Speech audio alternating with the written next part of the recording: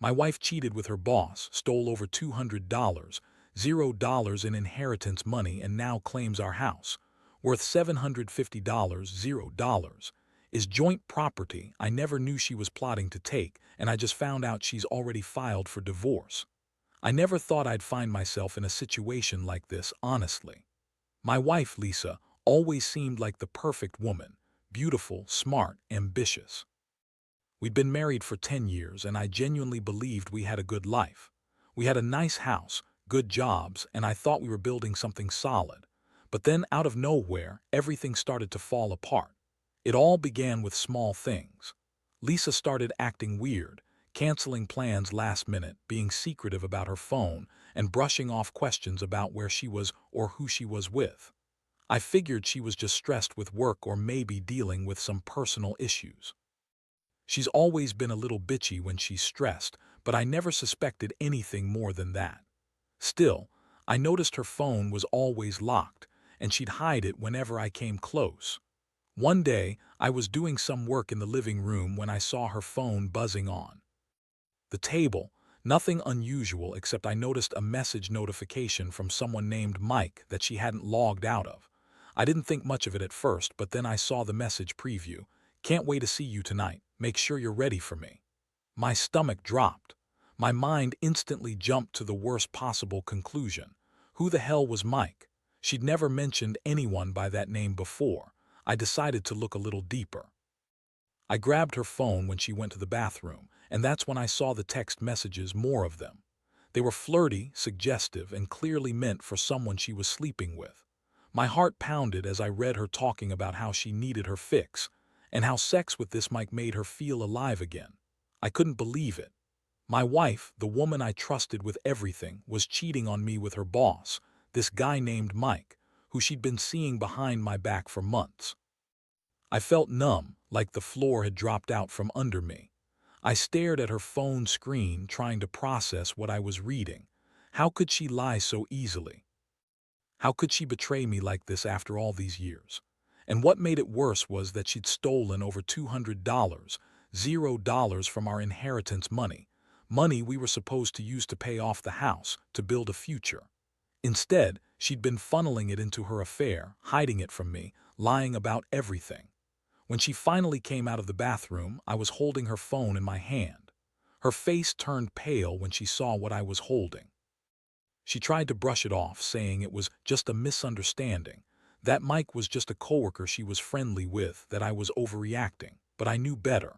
I saw her lie right there in front of me, and I knew this was just the beginning of something much darker. That moment I realized my life was a lie. Everything I thought I knew about Lisa, about us, was a facade, and I had no idea what to do next. The betrayal cut deep, and it was just the start. After I saw those messages, everything changed in an instant. I couldn't breathe right, like my chest was tightening up. My mind was racing, trying to process how someone I loved and trusted could do something so cruel. I stared at her, my wife, who was now suddenly a stranger. She looked at me with that fake, innocent expression, like she didn't just get caught cheating, stealing, and lying. Her eyes were wide, but there was this little smirk on her face, like she thought she could talk her way out of it. I couldn't even speak at first. The anger was boiling inside me, but I was also hurt, devastated, honestly. I thought about all the nights she'd come home late, her excuses, the secretive phone calls, the way she'd flirt with her boss in front of everyone. I kept asking myself, how long has this been going on? How many lies did I swallow just to keep this perfect life? I was so naive, thinking we had a good marriage, that we were building something real. She tried to deny everything, of course. She spun the story that Mike was just a colleague, that she never cheated, that I was just overreacting. She told me she was stressed at work, that she was just venting to someone she trusted, that she never meant for it to go this far, but I saw through her lies. I knew she was lying because I had proof, her own words, her messages, the evidence of her affair. I told her I knew she was cheating, and her face twisted with anger and defiance. That's when she dropped the bomb about the inheritance money. She said she'd needed it, that she was planning to invest in some business idea, that she didn't mean to steal it all. But I knew she was lying. I'd been researching her bank accounts, and I found transfers of over $200, $0 from the inheritance, money we'd been counting on to pay off the house, to secure our future. Instead, she'd been siphoning it off for her affair, hiding it from me. The betrayal was so deep I felt like I was drowning. The worst part was realizing she was already planning her escape. She filed for divorce without telling me. I found out from a lawyer's email that she'd submitted the paperwork last week. She's already trying to take the house, which is worth about $750, $0. She's claiming it's joint property, even though I never knew she was plotting to take it. All this time, I thought we were building something together and she was just plotting her escape with her boss, stealing money and trying to take everything I worked for. I was furious, but I also felt helpless. I wanted to scream, to lash out, but I knew that wouldn't help. I realized I had to be smart about this. I couldn't just confront her and lose everything. I needed a plan. I spent the next few days gathering every piece of evidence I could find. Bank statements, emails, texts, anything that could prove her deceit. I also started talking to a lawyer, trying to understand my options. Honestly, I felt like I was in some nightmare I couldn't wake up from. My wife, the woman I'd loved and trusted, was a liar and a thief. She was cheating on me, stealing from our future, and now she was trying to take everything I had. It was a gut punch, and I didn't know how I was going to get through it. All I knew was that I couldn't let her get away with this. I had to fight for what was mine, for the life I thought we had built. Over the next few days, I was in a fog. Every time I thought about Lisa's betrayal, my stomach churned. I couldn't sleep, couldn't eat properly. The house, once a home filled with love and plans for the future, now felt like a prison. I kept replaying everything in my head, her lies, her sneaky messages, the way she had stolen from us. And worst of all, I knew she was already trying to take everything I'd worked so hard for. I started digging deeper into her financials, pulling bank statements, credit card records, anything I could find.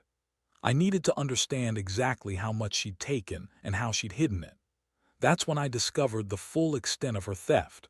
Over $200, $0 gone from our inheritance account, transferred through multiple shell companies she'd set up.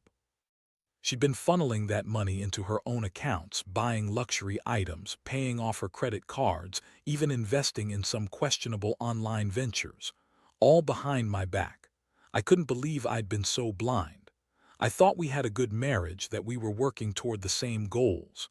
Turns out, Lisa had been planning her escape for months, maybe longer. She had already filed for divorce, and I found out through a lawyer's email. She's claiming the house is joint property, but I never agreed to that. I was under the impression we'd buy it together, sure, but she's trying to take it all, claiming she's entitled because she's contributed. That's a big lie.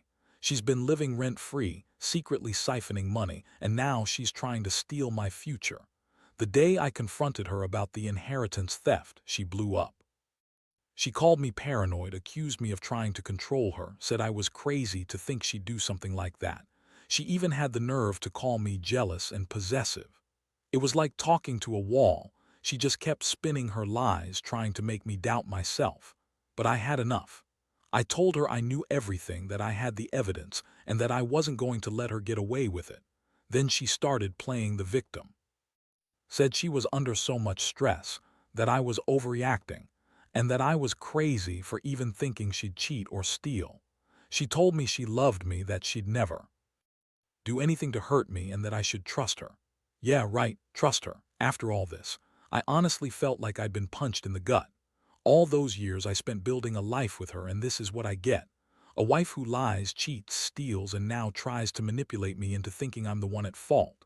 In the middle of all this chaos, I also found out she's already been talking to lawyers. She's making moves to protect her assets, to claim the house, and to keep the money she stole. I realized I needed to do the same. I hired my own lawyer, and we started building a case. I wanted to make sure I could prove her deception, her affair, her theft, her attempt to steal the house. I wasn't going down without a fight. This whole experience has been a whirlwind of emotions: shock, anger, sadness, and a strange sense of betrayal that's hard to put into words. I keep asking myself how I missed all the signs, how I was so blind to what she was really capable of. But I also know I have to focus on protecting myself and my future now. I can't fix what's broken, but I can at least fight to keep what's mine. The house, the inheritance, my dignity. My life has been turned upside down, and I'm just trying to stay afloat in the middle of this storm. After I gathered enough evidence and hired a good lawyer, things started moving fast.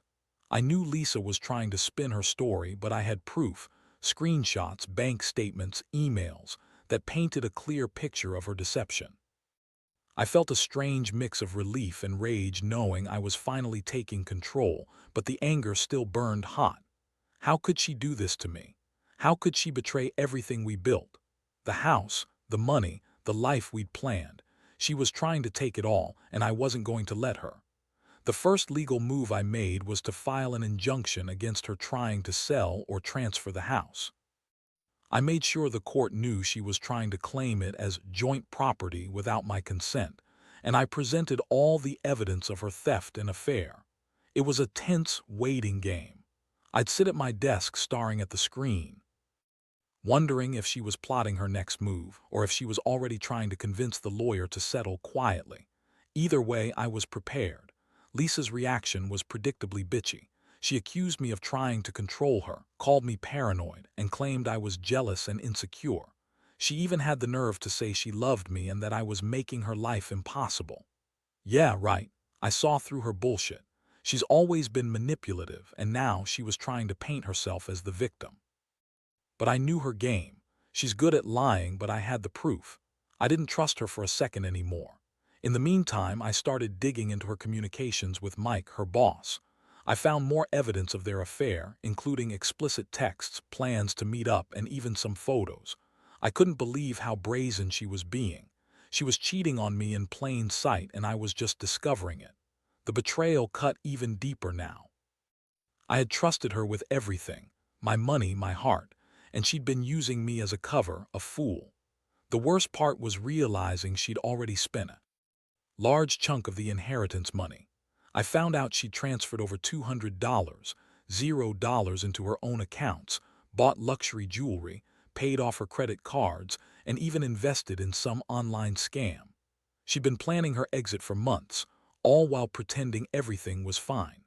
She had already made up her mind to leave, and now she was trying to take everything I had left.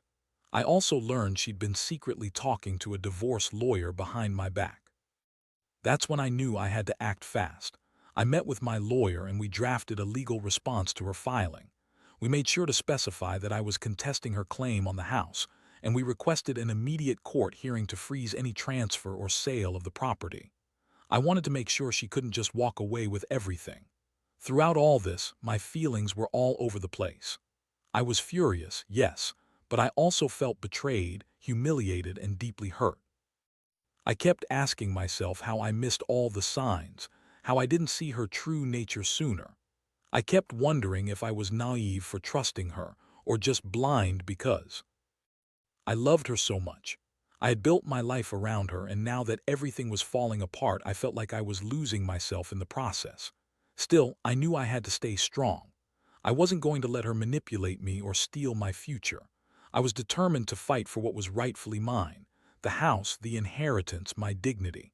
I was exhausted, emotionally drained, but I also felt a sense of clarity. I had to be smart, patient, and relentless. This wasn't just about the money or the house anymore. It was about reclaiming my life from a woman who had lied, cheated, and stolen her way into my world. The court date finally came, and I was nervous but resolved. My lawyer laid out everything: proof of her affair, the stolen inheritance, her attempts to claim the house as joint property.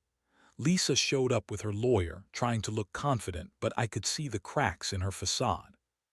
She was trying to play the victim, saying she was under so much stress, that I was trying to control her, and that she deserved the house because she'd been contributing in her own way. Classic gaslighting.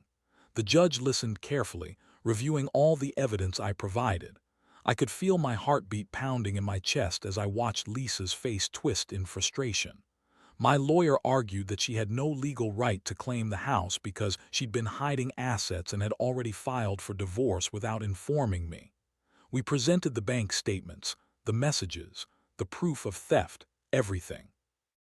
It was enough to get the court to freeze the house from being transferred or sold until the case was decided. Lisa's lawyer tried to argue that she was entitled to a fair division, but the judge wasn't having it. After a tense hour, the court granted the injunction, ruling that the house couldn't be sold or transferred until a full hearing. That was a huge win for me. I felt a small sense of relief. At least I had some protection now. But the real shock came when I learned that Lisa had already transferred large sums of money out of our joint accounts. She'd been moving it around, trying to hide it from me.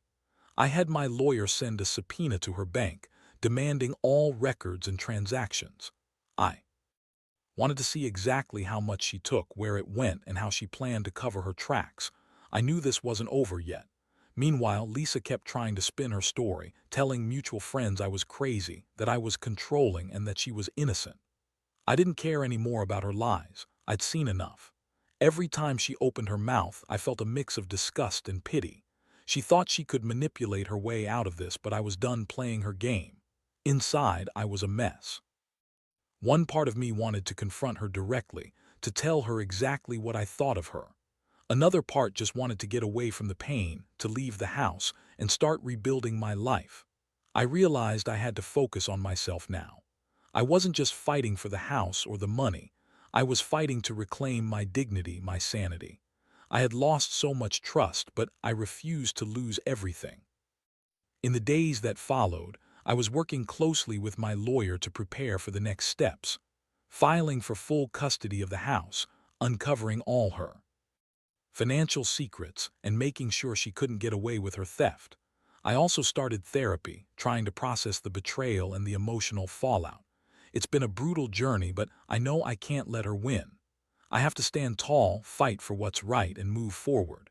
Even if that means starting over completely, I owe it to myself.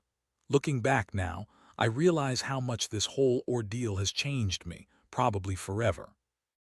I used to think I was a guy who had everything under control, who trusted his wife implicitly. Now I see that trust was naive. Lisa was a master at deception, and her betrayal cut so deep I thought I'd never recover.